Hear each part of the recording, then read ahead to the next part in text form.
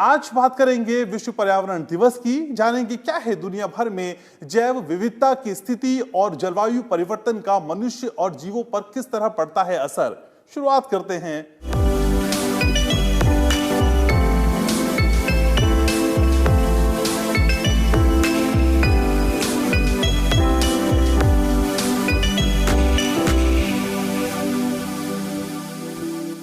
पर्यावरण के प्रति लोगों की उदासीनता हमेशा से ही बड़ी चुनौती रही है। बीते कई वर्षों से ये कोशिश रही है कि लोगों को पर्यावरण के साथ जोड़ा जाए और इसकी अहमियत से लोगों को रूबरू कराया जाए। इसके लिए हर साल 5 जून को विश्व पर्यावरण दिवस मनाया जाता है। इसका मकसद इंसानों को प्रकृति के साथ तालमेल बिठाने को प्रेरित करना है। हर साल पर्यावरण दिवस के लिए एक थीम चुनी जाती है। इस बार की थीम है जैव विविधता। हम जो खाद्य पदार्थ खाते हैं, जो हवा हम सांस के जरिए लेते हैं, जो पानी हम पीते हैं और जो जलवायु हमारी धरती को रहने योग्य बनाती है, वो सब प्रकृति से आती है। एक साल में हमें जिंदा रहने के लिए जितनी ऑक्सीजन की जरूरत होती है, उसके आधे से अधिक हिस्से को समुद्री पौधे पैदा करते हैं। वहीं एक परिपक्व पेड़ साल भर में 22 किलो कार्बन डाइऑक्साइड को अवशोषित करता है और बदले में हमें शुद्ध ऑक्सीजन देता है। प्रकृति जहां हमें इतनी नियामत देती है, वहीं हम प्रकृति के साथ न्याय नहीं करते। हमें पर्यावरण और प्रकृति को बचाने और सबसे बढ़कर खुद को बचाने के लिए प्रकृति के संरक्षण पर काफी अधिक जोर देने की जरूरत है। संयुक्त राष्ट्र का मानना है कि अरबों डॉलर खर्च करके भी हम प्रकृति और इसकी जैव विविधता को हासिल नहीं कर सकते। लिहाजा पर्यावरण दिवस के मौके पर इस बार की थीम जैव विविधता रखी गई है। कोशिश ये है कि प्रकृति के महत्व को लोग समझें और इसके संरक्षण के लिए कदम उठाएं। सतत विकास के लिए एजेंडा 2030 को लागू करने की दिशा में भी ये महत्वपूर्ण कदम है। सतत विकास के 14वें और 15वें लक्ष्य को इसके बगैर हासिल करना मुमकिन नहीं होगा। इसके तहत हवा, पानी, जमीन और इकोसिस्टम को बचाए रखने का संकल्प लिया गया है। इस बार जर्मनी के साथ साझेदारी में कोलंबिया को मेजबान देश बनाया गया है। Nature provides us with everything we need, but nature's resources are not limitless. What we eat, what we wear, and how we live altered much of the planet's surface, causing destruction of our environment, threatening livelihoods, and allowing the spread of diseases. Each of us can take part in rebuilding the balance between our growth and the planet's ability to support humanity now and in the future. इस बार जैव विविधता को बचाने और उसके संरक्षण के लिए साल भर जागरूकता अभियान चलाने का लक्ष्य बनाया गया है। असल में हर साल पर्यावरण दिवस के लिए एक थीम तय की जाती है। साल 2019 में यह थीम वायु प्रदूषण को कम करने और हवा को स्वच्छ बनाने के लिए थी। साल 2018 में यह थीम प्लास्टिक प्रदूषकों से निपटने की थी, तो 2017 में लोगों को पर्यावरण से जोड़ने की थी। वहीं साल 2016 में वन्य जीवों की तस्करी रोकना ये थीम थी, तो वहीं 2015 में संयुक्त राष्ट्र ने धरती पर 7 अरब लोगों के बोझ और प्रकृति के इस्तेमाल में सावधानी बरतने को थीम बनाया था। 2014 में छोटे द्वीप और जलवायु परिवर्तन पर जोर दिया गया था। 2013 में कार्बन फुटप्रिंट को कम करना थीम थी।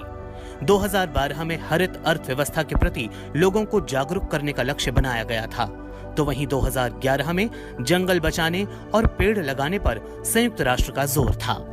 इससे पहले भी पर्यावरण से जुड़े कई मुद्दों को थीम बनाकर संयुक्त राष्ट्र ने इसके प्रति जागरूकता फैलाने का काम किया और हर साल थीम के इर्द गिर्द कई अभियान चलाए गए। असल में 5 से 16 जून 1972 को पहली बार संयुक्त राष्ट्र ने स्वीडन में पर्यावरण के विषय पर कॉन्फ्रेंस का आयोजन किया था। स्टॉकहोम सम्मेलन के दौरान पहली बार एक ही पृथ्वी का नारा दिया गया।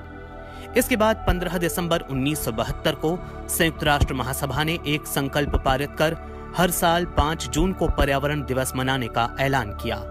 तय हुआ कि इस दिन दुनिया भर में पर्यावरण की वर्तमान चुनौतियों और उसके समाधान पर चर्चा हो। इस तरह 1974 में पहली बार विश्व पर्यावरण दिवस मनाया गया। पर्यावरण दिवस मनाते हुए करीब 5 दशक हो चुके हैं, लेकिन पर्यावरण पर चिंताएं जस की तस बरकरार हैं। इस बार पर्यावरण दिवस ऐसे समय आया है जबकि पूरी मानव जाति एक बड़े स्वास्थ्य संकट कोरोना वायरस महामारी से जूझ रही है और दुनिया ग्लोबल वार्मिंग जैसी चुनौतियों से जूझ रही है। हालांकि लॉकडाउन की वजह से दुनिया भर में पर्यावरण पर सकारात्मक प्रभाव पड़ा है, लेकिन ये हमारी जिम्मेदारी है कि हम अपनी प्रकृति का बेहतर ख्याल रखें। पृथ्वी और उस पर मौजूद लाखों करोड़ों जीव जंतु, प्रकृति की गोद में पल रहे सभी जीव जंतु एक दूसरे से अलग हैं। इस जैव विविधता के बिना पृथ्वी पर मानव जीवन असंभव है। इस साल पर्यावरण दिवस की थीम भी जैव विविधता पर ही है। आइए नजर डालते हैं क्यों जैव विविधता इतना महत्वपूर्ण है, इसकी सकारात्मक प्रभाव क्या है और क्यों इसका संरक्षण धरती के अस्तित्व के लिए बेहद जरूरी है।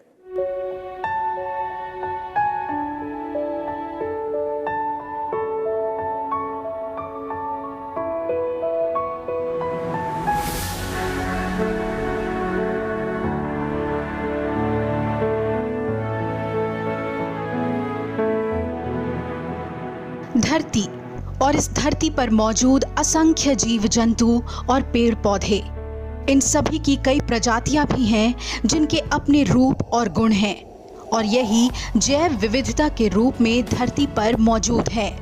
ये जैव विविधता ही धरती के अस्तित्व को बनाए रखने में अपना योगदान देती है। जैव विविधता शब्द का प्रयोग सबसे पहले वॉल्टर जी रासन ने 1985 में किया था। जैव विविधता को 3 प्रकार में बांटकर समझा जा सकता है।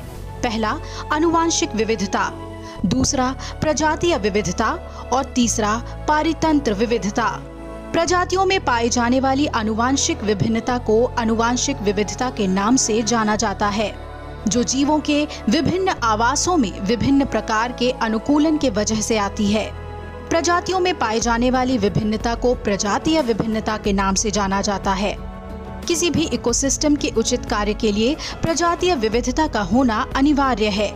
इकोसिस्टम यानी पारितंत्र विविधता पृथ्वी पर पाए जाने वाली पारितंत्रों में उस विभिन्नता को कहते हैं जिसमें प्रजातियों का निवास होता है।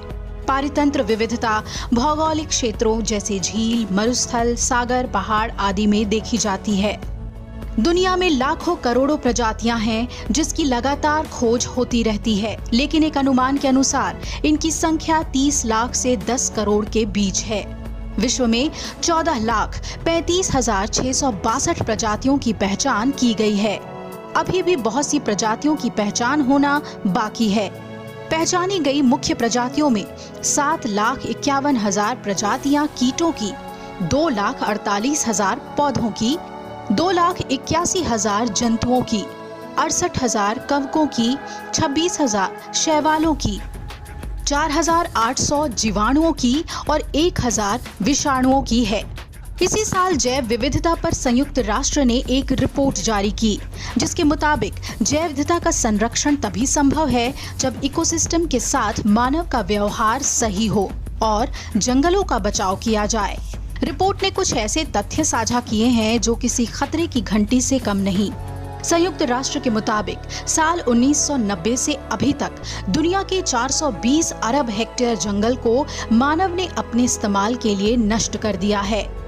जैव विविधता को बचाने और बनाए रखने के लिए जंगलों की कटाई पर रोक लगाना बेहद जरूरी है।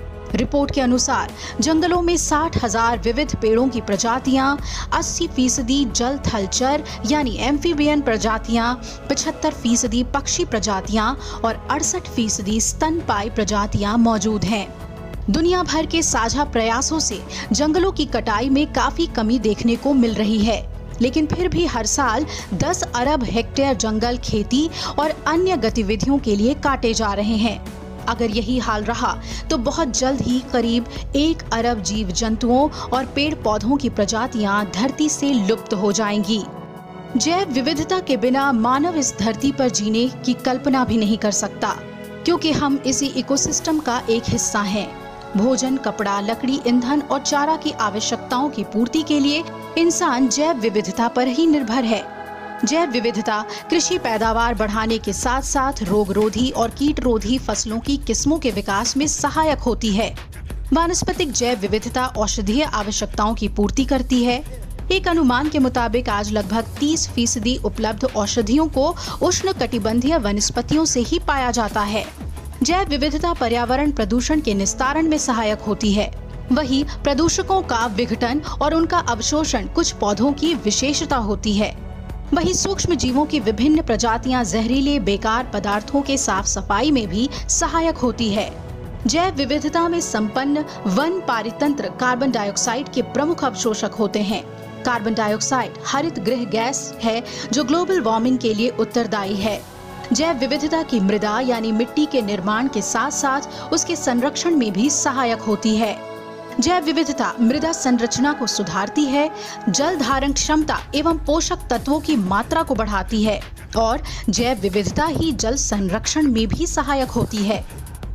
संयुक्त राष्ट्र की जैव विविधता पर आई इस रिपोर्ट में कोविड-19 को लेकर भी साफ कहा गया है कि इस तरह की महामारी भी जैव विविधता को पहुंचाए जा रहे नुकसान का नतीजा है, क्योंकि मानव का स्वास्थ्य तभी दुरुस्त रहेगा जब हमारा इकोसिस्टम स्वस्थ रहेगा। पर्यावरण असंतुलन और इससे जुड़ी तमाम चुनौतियां आज पूरी दुनिया के सामने एक बड़ी चिंता बनकर उभरी हैं। भारत दुनिया के सबसे बड़े देशों में से एक है, लिहाजा भारत में पर्यावरण दिवस मनाने का दायरा और अहम हो जाता है दूसरे मुल्कों की तुलना में। हालांकि भारत में पर्यावरण को लेकर हमेशा से खासी संजीदगी रही है। विश्व पर्यावरण दिवस के मौके पर राष्ट्रपति, उपराष्ट्रपति और प्रधानमंत्री ने देश की जनता से पर्यावरण की सुरक्षा और जैव विविधता के संरक्षण की अपील की।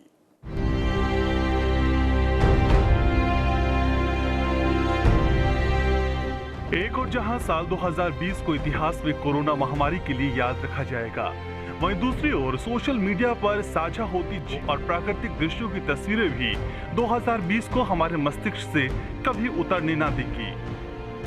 जैव विविधता के संदर्भ में साल 2020 काफी खास है। जैव विविधता का अर्थ पृथ्वी पर पाए जाने वाले विभिन्न प्रकार के जीव जंतुओं से है। विश्व पर्यावरण दिवस के मौके पर देश और दुनिया में प्रकृति को बचाने के साथ ही जैव विविधता के संरक्षण की अपील की गई। राष्ट्रपति रामनाथ कोविंद ने विश्व पर्यावरण दिवस पर शुभकामनाएं देते हुए ट्वीट किया कि ये दिन पूरी प्रकृति में परस्पर जुड़ाव की याद दिलाता है। भारत में जैव विविधता व पर्यावरण के संरक्षण की परंपरा रही है। हम अन्य देशों के साथ मिलकर काम करने के लिए प्रतिबद्ध हैं ताकि भावी पीढ़ियों को बेहतर और हरित पृथ्वी की विरासत सौंप सके। उपराष्ट्रपति एम वेंकैया नायडू ने भी विश्व पर्यावरण दिवस के मौके पर ट्वीट कर शुभकामनाएं दी। उपराष्ट्रपति ने ट्वीट किया कि प्रकृति के प्रति सद्भाव और कृतज्ञता ही हमारे सांस्कृतिक संस्कार हैं। इन संस्कारों का पालन करें। उपराष्ट्रपति ने लिखा कि ये विश्वास और प्रकृति के प्रति सौहार्द ही हमारी सनातन संस्कृति का परिचायक है, जिस पर मानव सभ्यता विकसित हुई है। उपराष्ट्रपति एम वेंकैया नायडू ने विश्व पर्यावरण दिवस के मौके पर फेसबुक पर भी एक पोस्ट लिखा है। इसमें उन्होंने कहा कि अब समय आ गया है कि हम पर्यावरण संरक्षण के लिए हर संभव प्रयास करें। प्रधानमंत्री नरेंद्र मोदी ने भी विश्व पर्यावरण दिवस पर ट्वीट करते हुए लिखा, जैव विविधता के संरक्षण के लिए अपनी प्रतिज्ञा दोहराते हैं। उन्होंने ट्वीट किया कि आइए हम सामूहिक रूप से वनस्पतियों और जीवों को सुनिश्चित करने के लिए जो भी संभव हो हम वो पृथ्वी से साझा करते हैं। हम आने वाली पीढ़ियों के लिए और भी बेहतर ग्रह छोड़ सकते हैं। हाल ही में मन की बात कार्यक्रम में प्रधानमंत्री नरेंद्र मोदी ने पर्यावरण दिवस का जिक्र करते हुए प्रकृति और जैव विविधता के संरक्षण पर जोर दिया था। मेरे प्यारे देशवासियों, विश्व पर्यावरण दिवस पर इस साल की थीम है बायोडायवर्सिटी यानी जैव विविधता। वर्तमान परिस्थितियों में यह थीम विशेष रूप से महत्वपूर्ण है। लॉकडाउन के दौरान पिछले कुछ हफ्तों में जीवन की रफ्तार थोड़ी धीमी जरूर हुई है, लेकिन इससे हमें अपने आसपास प्रकृति की समृद्ध विविधता को, जैव विविधता को करीब से देखने का अवसर भी मिला है। आज कितने ही ऐसे पक्षी जो प्रदूषण और शोर शराबे में ओझल हो गए थे, सालों बाद उनकी आवाज को लोग अपने घरों में सुन रहे हैं। अनेक जगहों से जानवरों के उन्मुक्त विचरण की खबरें भी आ रही है। मेरी तरह आपने भी सोशल मीडिया में जरूर इन बातों को देखा होगा, पढ़ा होगा। बहुत लोग कह रहे हैं, लिख रहे हैं, तस्वीरें साझा कर रहे हैं कि वो अपने घर से दूर दूर पहाड़ियां देख पा रहे हैं, दूर दूर जलती हुई रोशनी देख रहे हैं। इन तस्वीरों को देखकर कई लोगों के मन में ये संकल्प उठा होगा, क्या हम उन दृश्यों को ऐसे ही बना रख सकते हैं? इन तस्वीरों ने लोगों को प्रकृति के लिए कुछ करने की प्रेरणा भी दी है। नदियां सदा स्वच्छ रहें, पशु पक्षियों को भी खुलकर जीने का हक मिले, आसमान भी साफ सुथरा हो, इसके लिए हम प्रकृति के साथ तालमेल बिठाकर जीवन जीने की प्रेरणा ले सकते हैं। केंद्रीय पर्यावरण, वन और जलवायु परिवर्तन मंत्री प्रकाश जावड़ेकर ने कहा कि भारत दुनिया की 8% जैव विविधता का संरक्षण करने में सक्षम है। उन्होंने कहा कि सरकार ने विश्व पर्यावरण दिवस के मौके पर देश में 200 निगम शहरों में शहरी वन कार्यक्रम लॉन्च करने का फैसला किया है। India is able to preserve 8% world's biodiversity. This is no small feat, because India has been able to prove this, that here is the country which preserves biodiversity despite constraints. Indian culture is like this. Corona महामारी के चक्र को रोकने के लिए विश्व के अधिकतर देशों ने लॉकडाउन का फैसला लिया, जिसका पर्यावरण पर काफी सकारात्मक असर देखने को मिला है। इसकी वजह से जहां प्रदूषण में कमी आई है, वहीं जैव विविधता के संरक्षण में भी फायदा देखने को मिला है। प्रकृति को स्वच्छ और साफ सुथरा बनाए रखने के लिए जैव विविधता को बचाए रखना बेहद जरूरी है। कोरोना की वजह से लागू लॉकडाउन में दुनिया की रफ्तार क्या थमी, प्रकृति सांस लेती साफ नजर आने लगी। चिड़ियों की चहचहाहट, नीला आसमान और हवा में ताजगी प्रदूषण से बदरंग हुए शहरों में भी महसूस होने लगी। कोविड की वजह से ही सही, लेकिन इंसान को प्रकृति ने साफ इशारा कर दिया कि विकास की गति तेज होगी तो पर्यावरण को नुकसान पहुंचना लाजमी है। क्लाइमेट चेंज की समस्या से पूरा विश्व जूझ रहा है, लेकिन अब वक्त आ गया है कि मानव पर्यावरण के संरक्षण पर विकास से ज्यादा तरजीह दे।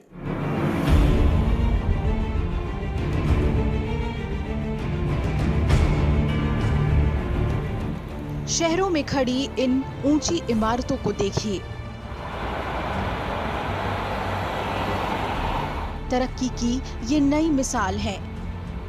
बीते 2 दशक में भारत में तेज गति से शहरीकरण हुआ है, लेकिन इसी दौरान देश में प्रदूषण का स्तर भी ऐतिहासिक स्तर पर पहुंच गया।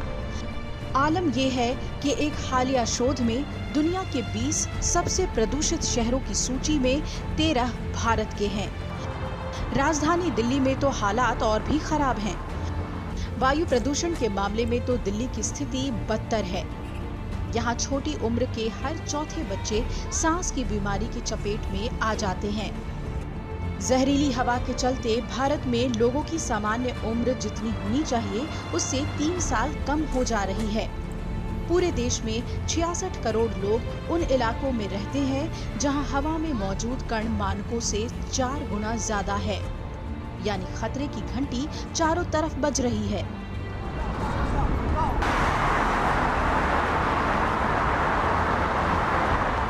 बढ़ते कारखानों और गाड़ियों की तादाद ने लोगों को सुविधाएं तो पहुंचाई हैं, लेकिन इसी वजह से स्वास्थ्य संबंधी चिंताएं भी फैल रही हैं। कूड़े के ढेर शहरों की पहचान बन गए हैं। शहरों के कचरे पड़ोस की नदियों में बहाए जा रहे हैं और जल शोधन योजना के अभाव के चलते उत्तर भारत में गंगा और यमुना की हालत बदतर हो गई है। दिल्ली में तो यमुना और गंदे नाले के बीच फर्क करना भी मुश्किल हो गया है। आलम यह है कि यमुना का दिल्ली से गुजरने वाले हिस्से को एक पूरी नदी मान ले तो ये दुनिया की सबसे प्रदूषित नदी कहलाएगी।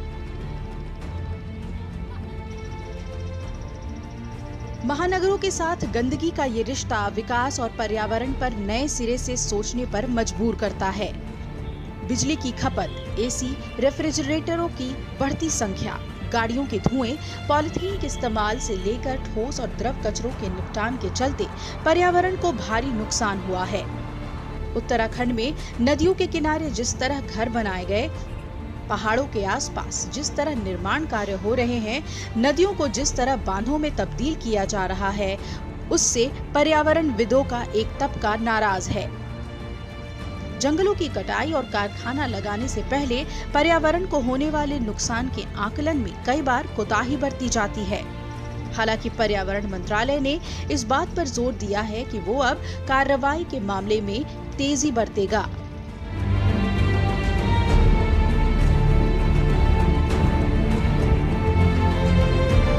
प्रदूषण को लेकर देश के 4 महानगरों में अक्सर सर्वे कराया जाता है।